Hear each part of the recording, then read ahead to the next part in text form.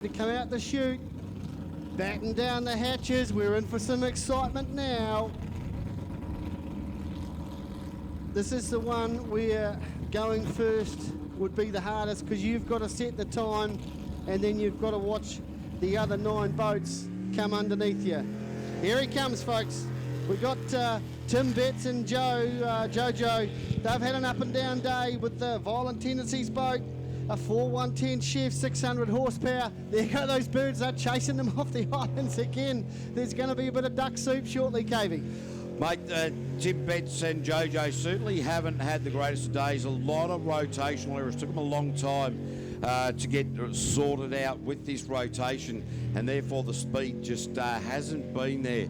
So now is this time that they really need to lay one down, and with a split of about a 31.743, it's not boding well for them in this top 9 shootout. So as Betsy said yesterday to me, he said, well, we just didn't, he's been fairly busy in the off season, didn't get a lot of time to throw into the boat, unfortunately.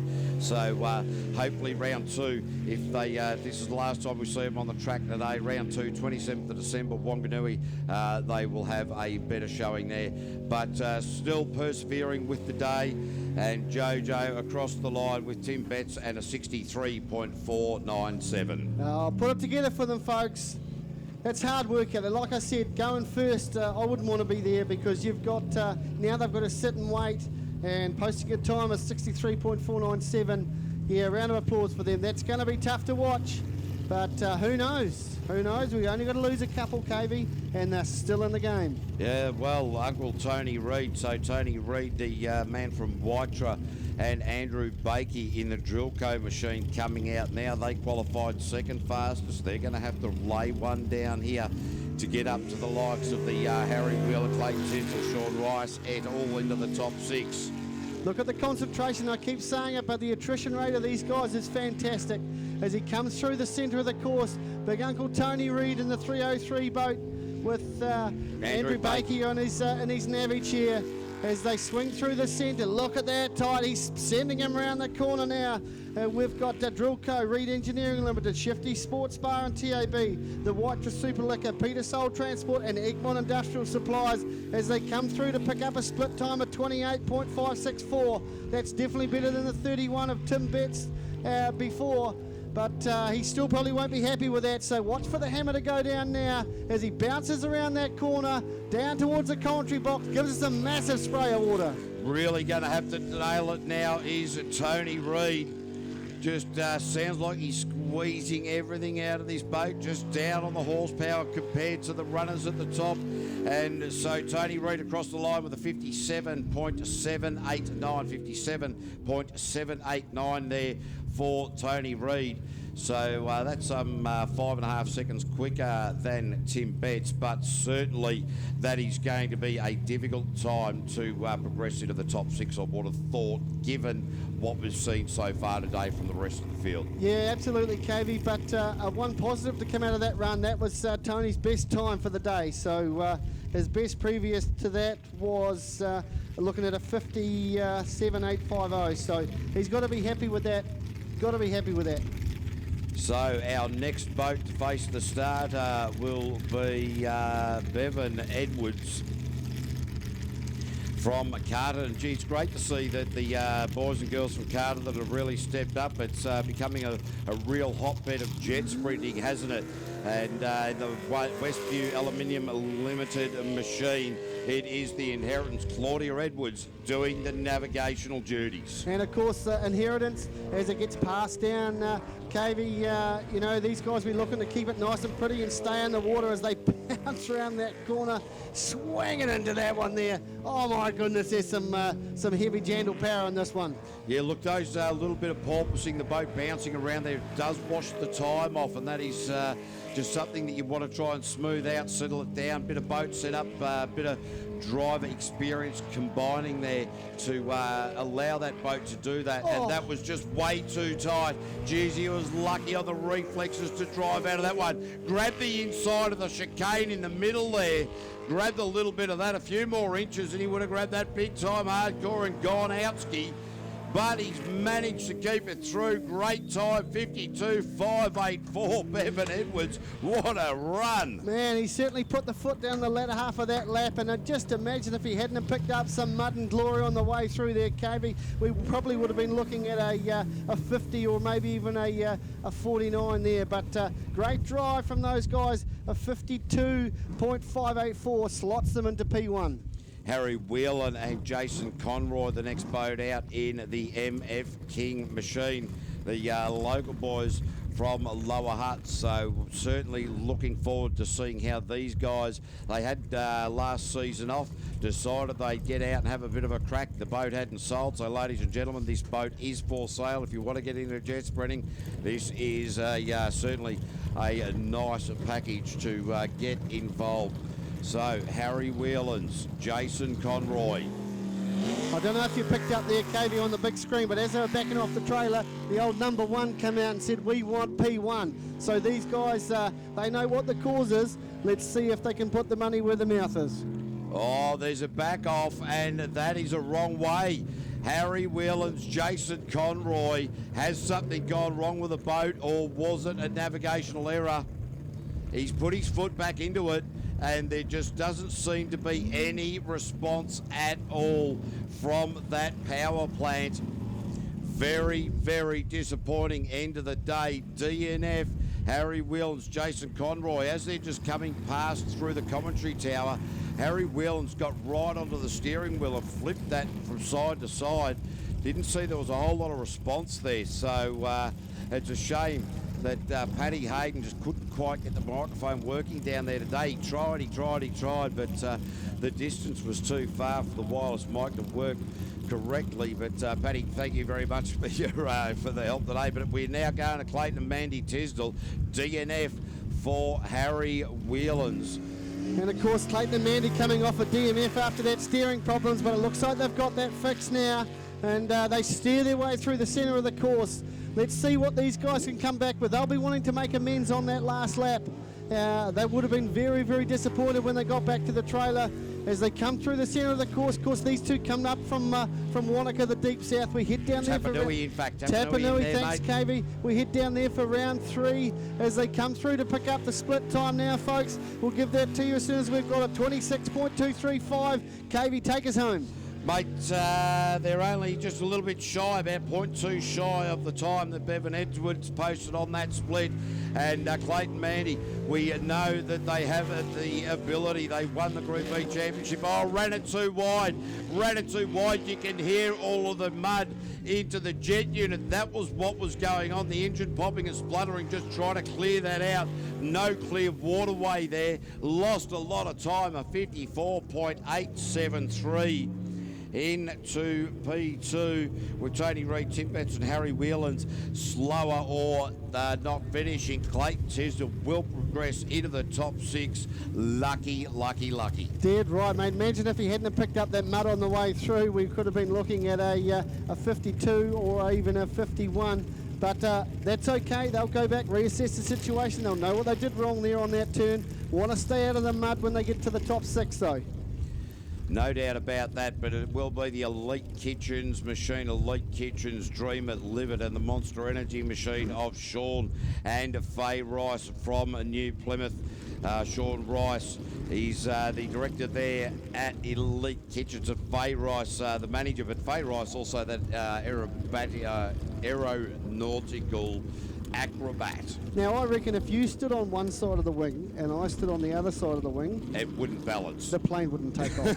No, it wouldn't take off to start, no, but I thought we were going for a balance point. No, well, we would have been. It would have been balanced perfectly on the wheels. Mate, I've got to be honest, I don't think wings are designed to carry that amount of weight, really, are they? No, not at all. Not at all. But, you know, brave girl, and I'd love to see that actually. They really impress me when they can get out there and do crazy things like that. So I thought that jet sprinting was crazy enough, but being an acrobat on an aeroplane, man, that takes the cake. I wouldn't mind being one of those wing walkers, but I don't want to do any walking. I just want to be strapped to it. All right. Here we go. Sean Rice, business end of the day. Group A, we are deep into the top 9 sudden death eliminations. So qual 4, they posted a time of 52.285. If they can sit somewhere around there, they'll be looking to get into the top 3 as they swing through the middle of the course now. A lot of water comes out the back of that boat as they swing through the top of the course. This is going to be a good split time as they come through now to pick it up. It's a 26.347. Great time. They're right up there, KV. He's within 0.2 of Bevan and Clayton, so very, very tight at the top in this Group A category, as we've come to expect. So Sean and Faye Rice into the chute, really going to have to pin it up there, get the lines right into the mouth fresh sweeper. Just keep that constant radius arc working, and through the line there with a 53.657 into P2. Bevan Edwards, the rookie, is 1.1 quicker than Sean Rice. So, wow. Wow, there's some bragging rights. Phenomenal. There, that is absolutely bragging rights. As we come with Ollie Silverton and Jess Sitt now.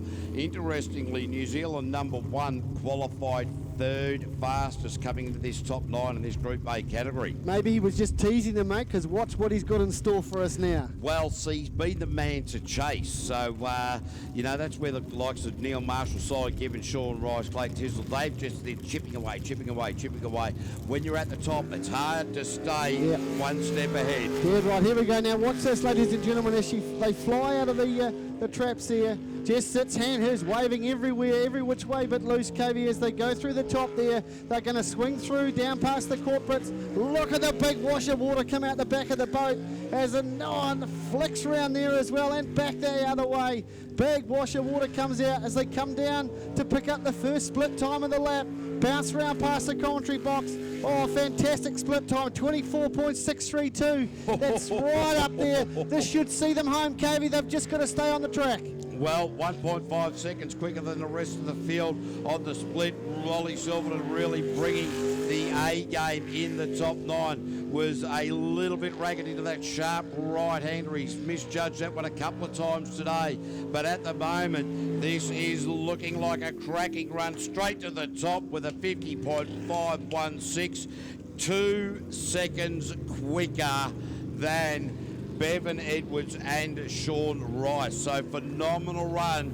And Ollie Silverton, Jess Sitt, they were just toying with them. I told you they were just teasing you, mate. Yeah, I told them we had a 50 on the qualifying time, so I've just taken that off you. Yeah, well, here we go. Well, now we've got Neil Marshall and Hayley Brunning. So Neil Marshall qualified 2nd fastest. What was his best time to get into here, mate? A 51? Oh, sorry, a 50.662. So if he picks that up, KV, he will, if he beats that, he's got to go 49. The only one we've seen go 49 today has been Glenn and Hayley with the Unlimited, of course. So to get one of these Group A boats to go that time has got to be pedal to the metal and don't pick up anything. They bounce through the middle of the course now, head up there, 1 to go. They'll fly back through the middle to try and pick up a good split time. Are they going to be better than Ollie? I think, no, they're not. They're just over 26.059, KV. Yeah, well, that is around about 1.5 seconds slower than what Ollie Silverton posted. So Ollie Silverton just been toying with him. That you might suggest from this part of the day. Neil Marshall, of course, will not be doing that. He'll be chasing it hard, regardless of what time he has in his head. He will just be pushing this stinger as he currently is. Hayley Brunning just into there. So Neil Marshall 52.115, and that is 1.6 seconds thereabouts slower than Ollie Silverton. So in fact, Neil Marshall was slower than his best qualifying time. So about let's say 2 seconds. Yeah. Let's say 2 seconds. Round it off. That'll mean give you room for error, right? Yeah, right. I need lots of room for error. We know that. But we now have our fastest qualifier, our final boat for the top 9 in the Group A category. It is Simon Gibbon and Donna Thompson. The Novus Auto Class, show us your crack. And wow, don't forget the Scott Construction, Woodbank Park Cottages, King Watercraft and Justin Neal Engineering. We have seen these guys park the boat up on gone to the bank earlier in the day after the driver side. Gibbon made a bit of an error. It wasn't anything dramatic as far as the boat goes, but he's now back on track and full of confidence. He sure is, Cave, as they come around to pick up that split time. Look at them cruise through there, a 24.365. That is a fantastic split time. He's just got to keep the hammer down, stay off the grass, stay on the water, keep it up the right way, and you'll sit up there in the top three as they fly down towards the commentary box. Swing around and give the corporates a big splash over there on the bank. They hit through the top of the course, coming around to pick up the checkered flag. Here they come, ladies and gentlemen. What's the time? Oh, 49.783. That's how you do it. That's around about 0.8 quicker than Ollie Silverton, and Cy Gibbon picked up 0.5 of a second on Ollie Silverton. He was 0.3 quicker at the split and gained another half a second over the last part of that rotation. So here's how it's going to go in the top six, heading into the top six for Group A from slowest to fastest. It'll be Clayton Tisdall, Sean Rice, Bevan Edwards, Neil Marshall, Ollie Silverton and Cy Gibbon. That's a fantastic result, a great drive, folks. If you, what a lot of energy we've got here in the commentary box, mate. But if you watch the big screen and you see the boat come past the finish line, the hands were clapping, the fists were pumping, mate. They knew that was a good run. Well, the interesting, that was a very late turn across that line. He went too deep in there, so really had to hoofty McGoofty onto the wheel to get it sharp left. So, but wow. Tell you what, Ollie Silverton, reigning world and New Zealand champion, certainly not going to have it all his own way from the look of the round one of the PSP New Zealand Jetsprint season here at the Wairarapa. But isn't that fantastic though, right? Well, everyone loves challenging the old the 1NZ, the current, right? So he wants to knock him off his perch. Ollie wants to keep it. He don't want to be out of the top three, and neither do the other two that were 2 and 3 NZ. So we've got a good battle on our hands, KV. Yeah, look, it's certainly fascinating at the moment. Now, we would normally be running a top of 9 for the unlimited super boats, but I think we've only got 4 or 5 left. Yes, we've got 5, so they just get an opportunity. It will be sudden death as well. So if any of these guys park it out and get a DNF, they will not progress into the top 6.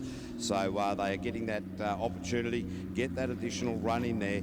So they will need to put every foot, every wheel movement, every bit of momentum in the right place so that they continue it. What are you going to say, KV? Well, I just had somebody doing a couple of hand signals to me, and I just was about to comment, and then I just went, no, I just can't. You can't do that. No, you can't do that.